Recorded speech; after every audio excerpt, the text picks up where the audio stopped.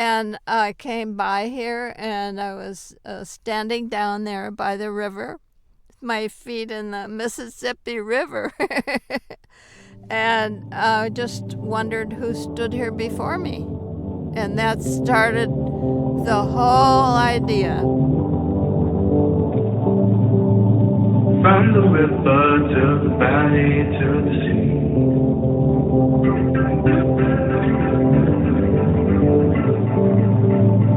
All the places, all the people that you can meet. Welcome to the Mississippi Valley Traveler Podcast. I'm Dean Klinkenberg, and I've been exploring the deep history and rich culture of the people and places along America's greatest river, the Mississippi, since 2007. Join me as I go deep into the characters and places along the river, and occasionally wander into other stories from the Midwest and other rivers. Read the episode show notes and get more information on the Mississippi at MississippiValleyTraveler.com. Let's get going. Welcome to episode 36 of the Mississippi Valley Traveler Podcast. I'm just back from a few days on the road, mostly up north in the Driftless area, so I'm just a little late getting this episode out.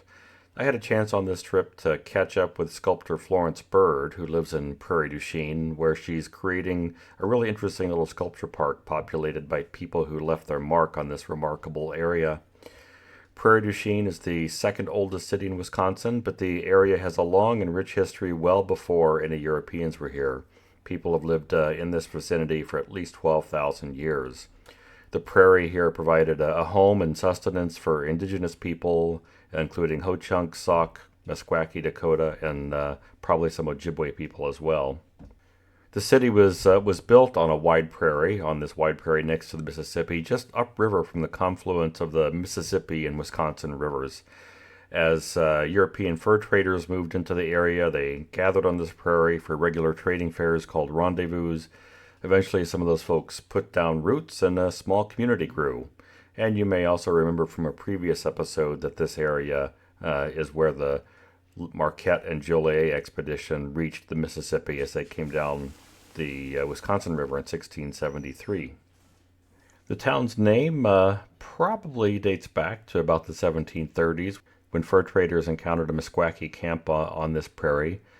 There was a chief living with the Meskwaki named Alum. I'm probably butchering that name, which meant dogs, so the French traders translated that word into its French counterpart, chien, hence the prairie of the dog, or the prairie of the chief named Dog, more likely. When Jonathan Carver passed through in 1766, he found a thriving village of about 300 families. Prairie du Chien remained an important post into the 19th century. Zebulon Pike passed through there in 1805 on his expedition up the Mississippi to find the source. British forces occupied the area during the War of 1812 with the help of their Native American allies, but this remote outpost eventually got the attention of Washington, D.C. when the fur trade boomed. The U.S. military built Fort Crawford after the War of 1812, and John Jacob Astor and his fur trading empire, his fur trading monopoly, honestly, dominated the area until the 1840s, until about the time the fur market collapsed. In August of 1825, the U.S. government convened a large council of Native American leaders at Prairie du Chien to demarcate land boundaries for each nation, although later the U.S. would just move to negotiate or take the land it wanted anyway. Among those leaders who were present were Wabasha, Red Wing, Little Crow, all of them from Dakota nations, Keokuk, who was Sauk, and Decorah from the Ho-Chunk. One person who was noticeably absent was Black Hawk. So because of that, the Sauk people did not feel like they were fairly represented at these negotiations. Lieutenant Colonel Zachary Taylor served at Fort Crawford. He won election as 12th President of the United States in 1849. One of his lieutenants was Jefferson Davis, the future President of the Confederacy. Davis developed a crush on Taylor's daughter, Sarah Knox Taylor, but Zachary didn't approve. He didn't want his daughter marrying a military man. Davis resigned from the Army to marry Sarah anyway, and they both soon contracted malaria when they were down visiting Davis's sister in Louisiana. Jefferson survived, but Sarah did not. They had only been married for 3 months when she passed away. As the fur trade waned, Prairie du Chien became an important port for shipping wheat and lumber and attracted new residents. The Milwaukee and Mississippi Railroad arrived in 1857, which completed the first rail line across Wisconsin. The new jobs from the railroad attracted a lot of Irish immigrants, who were then followed by waves of Bohemians and Germans who moved into Prairie du Chien. The more established French families turned to farming, mostly on land in the northern part of town. Around this time, John Lawler was running a ferry across the Mississippi, and then he helped drive construction of a very innovative pontoon bridge for railroad trains to cross the Mississippi. After the big flood of 1965 and several smaller ones in subsequent years, the Army Corps of Engineers used Prairie du Chien as a test case for its first flood protection program that did not involve building taller levees. Under this approach, the Corps purchased property in flood-prone areas and moved residents to higher ground. Between 1978 and 1984, 121 properties were purchased and its residents relocated. Some people took their homes with them. In one case, an entire block of 6 houses was moved together. Prairie du Chien has lost much of its old town to that unruly mistress, the Mississippi. The location of the original town is now St. Ferial Island, and it's mostly a park, but it continues to reshape itself as it moves forward into its 4th century. This is just kind of a quick overview of the history of the area, and to give you a sense of what some of the history was that Florence Bird found so compelling when she came up with this idea to do the sculptures. You can read more about Prairie du Chien's history on my website, and I'll post a link to that post in the show notes. So in this interview, Florence and I talk about how she got her start as an artist, her early interest in art, a little bit about the inspiration she had for creating these sculptures, and some detailed description of how each bronze statue is constructed. One quick note, Florence Bird relies on donations to get these sculptures finished, so if you'd like to contribute, again, go to the show notes. I will have a link to her website where you can find out how you can make a check and maybe sponsor one of those sculptures yourself. As always, thanks to all of you who are supporting this podcast through Patreon. Thank you, thank you, thank you. You keep this podcast alive. If that's not your thing, hey, you can buy me a coffee. I drink plenty of that. If you want to know how to do that, just go to my website, MississippiValleyTraveler.com/podcast, and you'll find instructions there on how you can buy me a coffee. Those show notes, same place. Go to MississippiValleyTraveler.com/podcast. And now, let's get on to the interview.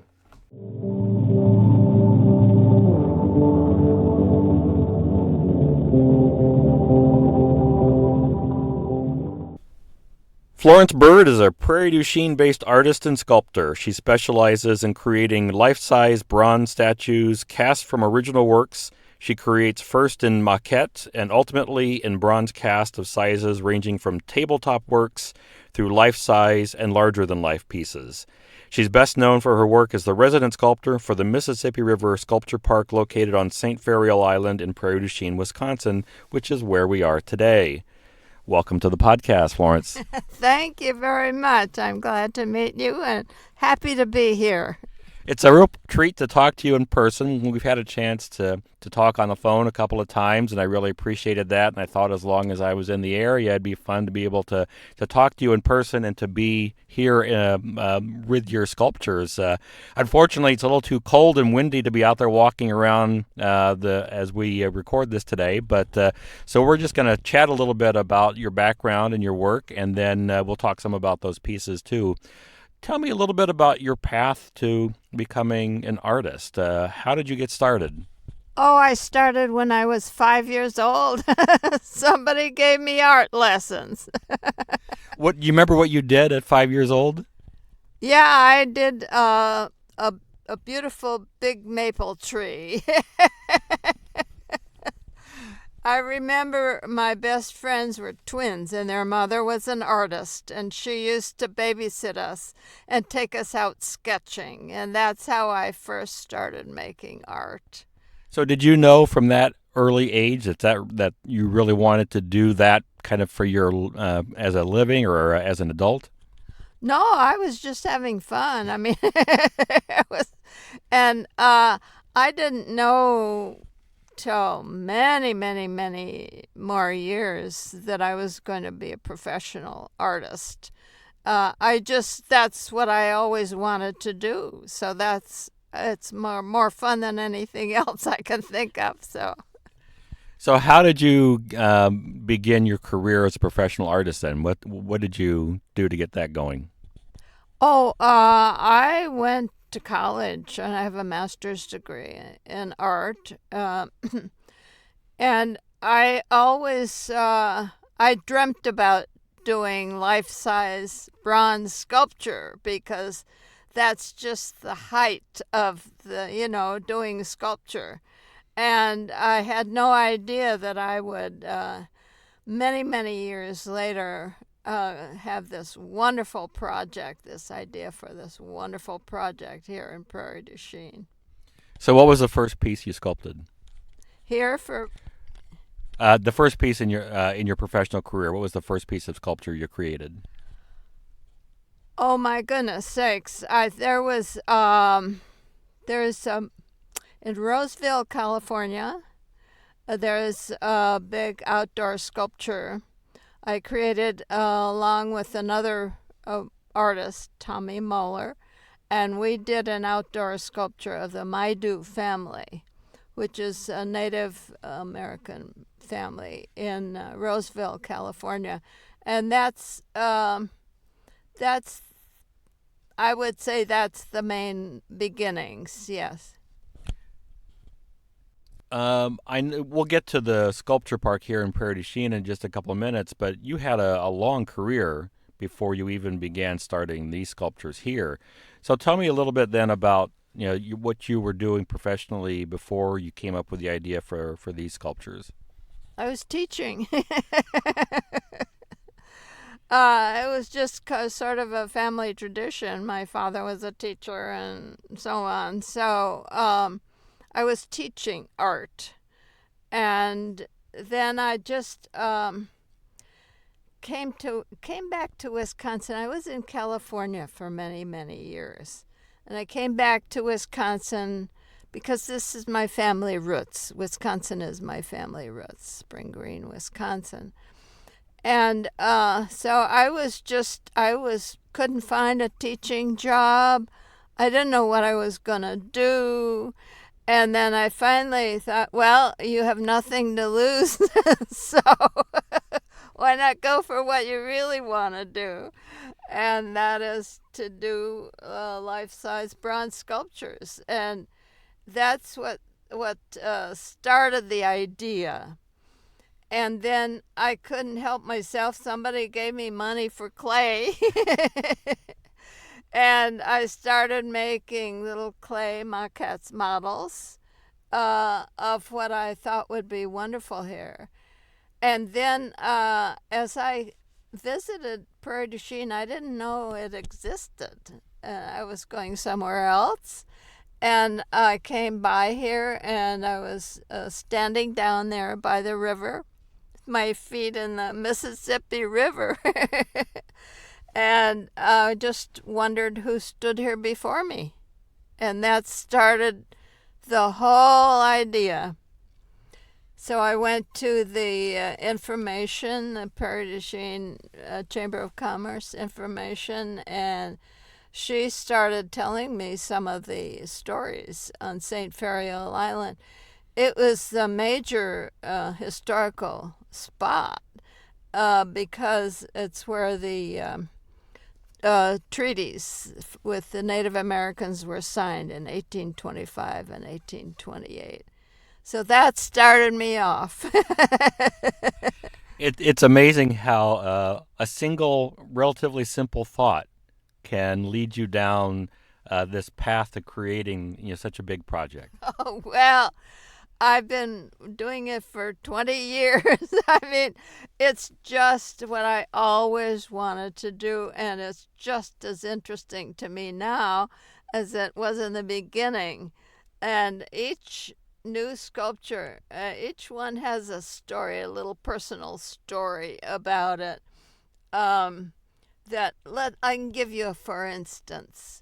Dr. Beaumont, we can see him from here, and his little boy, he was a family man, and he wore a toupee. We joked at the foundry about a removable toupee. But anyway, he treated his patient had a wound in his stomach. It was a bullet wound, and it had healed, but it hadn't closed. And so he was able to take food, put it on a string, and feed it into his digestive system and find out what was happening. We had a lot of fun when we were teaching the children about this. I bet they love that. So that's one little story. There's stories for each sculpture. So does Dr. Beaumont's statue have a string with a little food attached to it then? No. No, let's see. He was a family man, so he's pictured with his little boy holding a frog, just because he was a family man. So you came up with this idea, and I believe you have outline plans for as many as 26 sculptures. Is that correct? Yes. And how did you sort it, all that history in this area, then how did you sort through all that and settle on those 26 sculptures? Oh, I just had so much information. Local people would come up to me and tell me stories about the history of Prairie du Chien, and then, oh my gosh, there's you can see on our website, there's a timeline. There's people that have mastodon bones. I mean, there's this into ancient history. There were people here and evidence right here on St. Ferial Island. So it's kind of a non-ending history. Mm-hmm. So at the current, right now there are 6 sculptures that are out there. So tell us who are the 6 sculptures? Oh, okay. There's Dr. Beaumont and his son. There's Chief Black Hawk, and there's Emma Big Bear, and the Voyager. Who did I miss? Aunt Marianne LaBouche. And each one has wonderful stories. Aunt Marianne LaBouche was a doctor here before there were doctors, and she had rescued who turned her out to be a grandchild when there was an uprising, Winnebago uprising here. And she had 13 children, and her granddaughter had 13 children. So when we unveiled Aunt Marianne LaBouche, we had a lot of family members here. Wow. That could be a big family reunion. Yes. So when you create a sculpture, you have to have a particular image of that individual. So how do you decide? You have a whole lifetime worth of possibilities to choose from for somebody. So let's just take somebody a little more contemporary like Emma Big Bear. How did you decide what image to base your sculpture on? Oh, there are many images of Emma Big Bear. She lived to be 99 years old, and friends of mine remember her sitting in the park making her baskets. And so there are photographs of her and postcards of her, lots and lots of images. And it was wonderful when we unveiled her, because the Winnebago, the Ho-Chunk, came down and did a drumming for the occasion, and it was quite wonderful. So I guess what you had a lot of different possibilities for how you could represent Emma Big Bear, and all these pictures. So what image popped in your head that you were going to use Oh, then for the sculpture? oh my goodness. I'm trying to remember back that far. Um, I think just her sitting there making her baskets, and that was that and there was an image of her bandolier. I was able to copy that image, and just that struck me as a wonderful thing. It would be just to see her sitting there making her baskets. It seemed like a very iconic way to portray her. That's the way a lot of people remembered her, probably, right? Yes, I believe so. And for the Voyager is kind of reclining on the ground. Is that Yes. right? Yes. Why did you choose that particular style for representation for the Voyager? Well, the Voyagers moved up and down the rivers, collecting beaver pelts and so on, and he's resting on his beaver pelts. And every so often, I forget how often, they would stop for what they called a pose, and it was to smoke their pipes, and then they would continue on traveling. So I have him resting, like he was pausing, and I have him pictured with his pipe and his tobacco pouch and resting on his beaver skins. That's fantastic. He looks like he's pretty chill, relaxed, having a nice time there, relaxing. Very different than if he was in a canoe and paddling hard away or carrying 100 pounds or more of gear across a portage. Absolutely. I was curious, when we were talking about the inspiration for these different sculptures. For Black Hawk in particular, I know I've seen paintings of him that look very different from each other. So how did you settle on what image to use for him? Well, I found out, I don't remember how I found out, down on Rock Island, there's a museum for him, and in the museum there is an impression from his death mask. And I was able to take a picture of that, and I still have the picture on my computer. So that's what gave me the impression of his face. It's from his actual death mask. Well, so from that, did you sketch an image, or how did you translate that into the sculpture? Well, I just go directly into the clay. No need for an intermediate step. You just go right to the clay. Next time. Hey, Dean Klinkenberg here, interrupting myself. Just wanted to remind you that if you'd like to know more about the Mississippi River, check out my books. I write the Mississippi Valley Traveler guidebooks for people who want to get to know the river better. I also write the Frank Dodge Mystery Series set in places along the Mississippi. Read those books to find out how many different ways my protagonist Frank Dodge can get into trouble. My newest book, Mississippi River Mayhem, details some of the disasters and tragedies that happened along Old Man River. Find any of them wherever books are sold. So you have the 6 of them here now.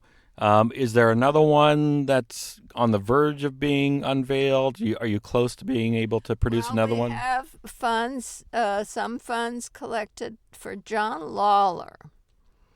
John Lawler was more, people around here would know who he was. He was responsible for Campion Jesuit Boys School. He was also responsible for hiring an engineer for building a railroad crossing of the Mississippi River, which, if you think about a railroad connecting both Wisconsin and Iowa on the Mississippi, and a drawbridge at that for the boats to go through. So that's mainly what he was famous for here. All right. So that one is probably going to be the next one. And then Marquette and Joliet. Of course, quote, discovered, unquote, the Mississippi River by coming down the Wisconsin River here. And people remember hearing about them there from grade school and so on. So that would be the natural next ones. Right, and we just marked the 350th anniversary of Yes. their canoe trip down the river. So take me through the process of creating one of these sculptures, and what are the steps involved for you to go from the idea stage to the final bronze sculptures that we see in the park? Okay, what I do is I start with some wire, sculpture wire, and pack some clay around it. And because my training is in sculpture, I really love doing the original clay maquettes because I can get the gesture and so on in them. And so once the maquettes, the models are done, then they go to the foundry, which our foundry is in Art Services in Milwaukee, actually. And they will take a mold and send it off for enlarging. There are different enlarging companies, one's in California and one's in Minneapolis. And they will enlarge it put it in foam, styrofoam. And then I would get it back in the studio, the enlarged styrofoam one, and I have a whole lot of clay. And I melt it, sort of warm it, in a pan. And so I apply clay all over it. And then I'm able to really get the details and expressions on the person's face. All right, and then you have a good clay model at that point Of the big one. of the big one. All right, so this is the life-size Life version size. then, right? And then it goes back to the foundry.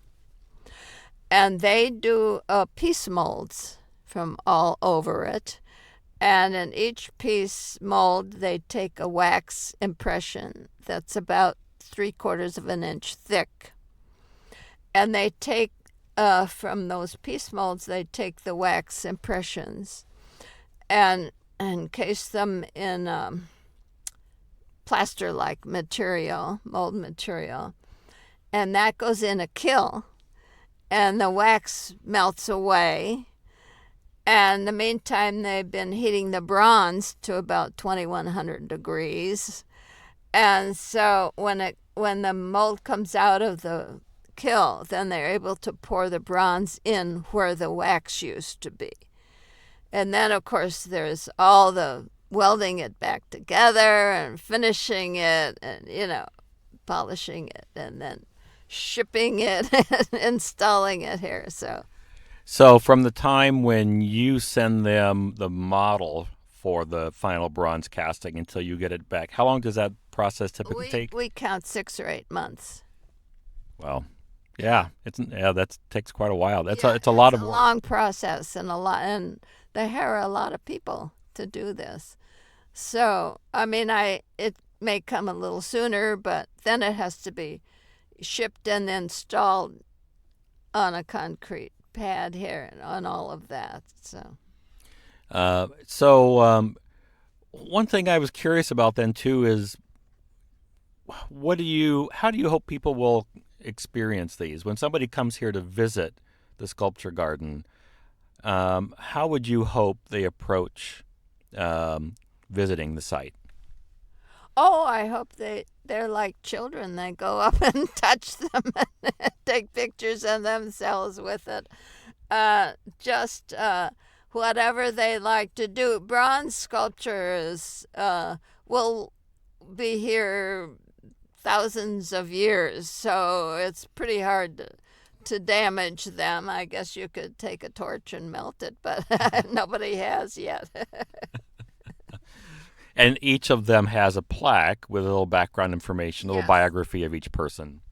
Well, the person who donated the money for it, and the name of the sculpture, and the foundry name. So And my name, I think, is somewhere on there.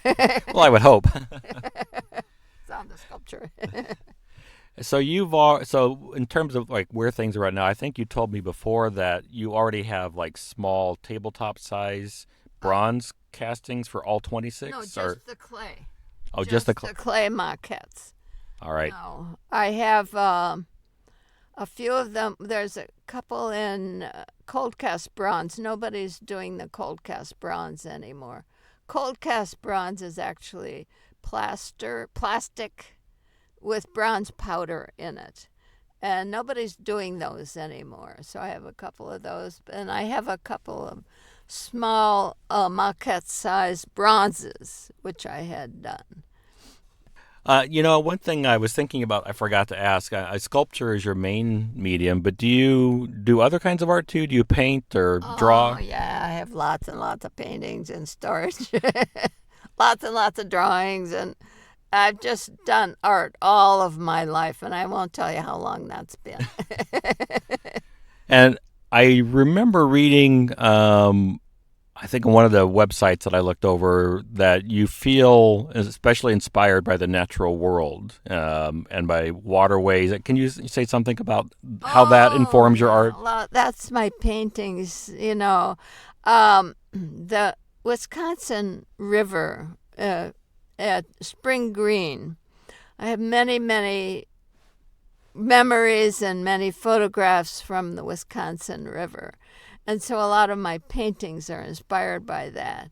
And then I got to come over here at Prairie du Chien and went to Pikes Peak and in Iowa. And there's just so many opportunities for photographs, for scenic ones. I just love the scenes, the river scenes and the forest scenes. That's what my paintings are about. Well, trying to think. Is there anything else I missed about this process? Anything else you want to add to? I probably will think of it when I get back home. I'll email you. So if people are interested in seeing more about your work, or maybe even images of some of the future bronze statues you'd like to create, where would they go to find that? FlorenceBird.com or the Mississippi River Sculpture Park. That's on Google, so you can. Mississippi River Sculpture Park will tell you more about the sculpture park. If you want to learn more about me, it's FlorenceBird.com. Great. So the Mississippi River Sculpture Park is on St. Fariol Island in Prairie du Chien. Is the sculpture park itself now owned by the community, or like who manages that? It's managed by the Prairie du Chien Parks Department. It's one of the parks in Prairie du Chien. And the present director is Mike Wallace.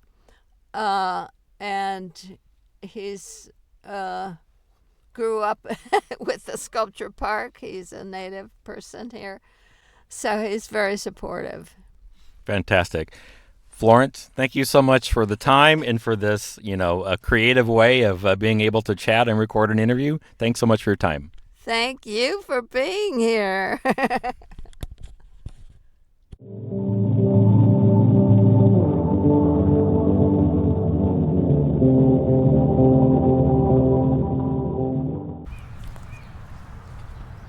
And now it's time for the Mississippi Minute.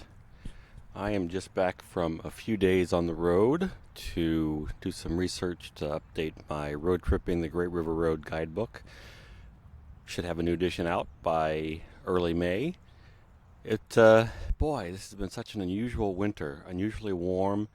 It was so obvious driving up the Great River Road the last few days. There's no snowpack. They haven't had much snow in general. And because of that, the river is still pretty low up north. There's some back channels that are dry or nearly dry, much less water than I've seen for a long time. On the other hand, there are a lot of birds migrating through already. Just from my car, I could see tundra swans, pelicans, saw a couple trumpeter swans, lots and lots of ducks, flocks of red-winged blackbirds making their way north. Just an incredible scene in terms of the number of birds. I don't know how this year's going to play out. Hopefully we'll get a bunch of rain this spring and the river will come back up.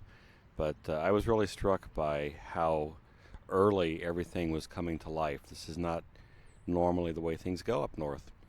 I'm curious too what the river is like where you are. What are you seeing because of this unusually warm winter and this early start to spring?